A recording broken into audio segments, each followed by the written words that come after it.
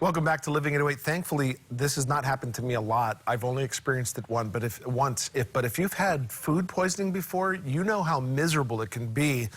So is there anything you can do to prevent it? We asked Dr. Rupy about everything from common culprits to food safety.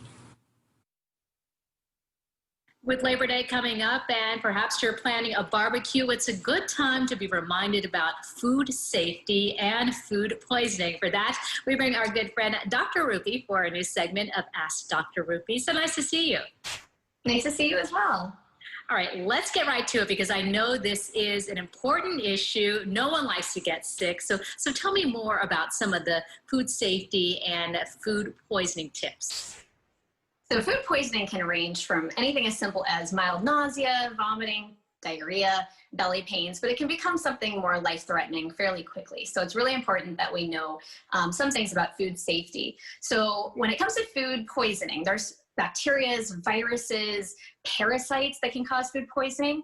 And there are things that we hear about commonly like E. coli, salmonella, but there are other organisms like Listeria, something called Campylobacter, norovirus, even hepatitis A that can cause food poisoning. So when it comes to food safety, there are 4 major tips. Making sure that you are cleaning, that you have proper separation, making sure that you are cooking properly, and that you're chilling properly. So we'll talk about each of these steps a little separately. When it comes to cleaning, making sure you wash your hands first and foremost, obviously. So making sure you wash your hands anytime you're touching any foods. Making sure that you're cleaning the items, so the fruits and vegetables, even if it comes from a pre-packaged lettuce or whatever it might be, making sure that you're still washing it because bacteria and organisms like to hide in foods like that. Cans. So I remember back in middle school hearing a story about cans in warehouses and that animals like rodents might get into the warehouse and pee on a can. And so ever since then, I've been so adamant about all my cans have to be cleaned. The top, the rim, whether it's a Coke can, whether it's a can of beans, I make sure that we're always cleaning the tops of cans. And then also after food prep, you want to make sure that you're cleaning down the countertops because those bacteria can spread, stuff can splatter, and so you want to make sure you're taking care of that. Now, separation. This is for cross-contamination. You don't want to use the same chopping board that you're using for raw foods as you're using for other foods or cooked foods. Same thing with preparation. If you have something that's raw, don't ever put anything that's already cooked back into that dish because you're going to cross-contaminate. When it comes to cooking, making sure that you are getting those things cooked to the proper temperature. For meats in general, you want to be above 165 degrees, but different meats, different seafoods, everything has various temperatures. Using a meat thermometer would be ideal just to check that it's gotten to that right temperature. As far as chilling, refrigeration is key when it comes to foods that are perishable. So all of us have gone to the grocery store and maybe ran an errand after we're done. We want to make sure that there's a certain amount of time that's safe to have those items in the refrigerator before they can go bad. So usually in hot climates like ours, you want to have that stuff into the refrigerator by about an hour. If it's been longer than an hour, then you're taking a risk that that stuff could go bad and that can become very dangerous. What would you say are some of the most common culprits, some of the foods that maybe you want to spend a little extra attention on? So the ones that we think about, so everybody's had a friend or even themselves may have gotten sick and had food poisoning before, and it tends to be those common items. Obviously, anything that's not prepared properly or stored properly can cause food poisoning, but when you think about it, it's like a potato salad or a mac salad that's been sitting out in the sun at a picnic or a barbecue, even at a buffet. Those are some really common culprits. You've got meats that haven't been cooked properly.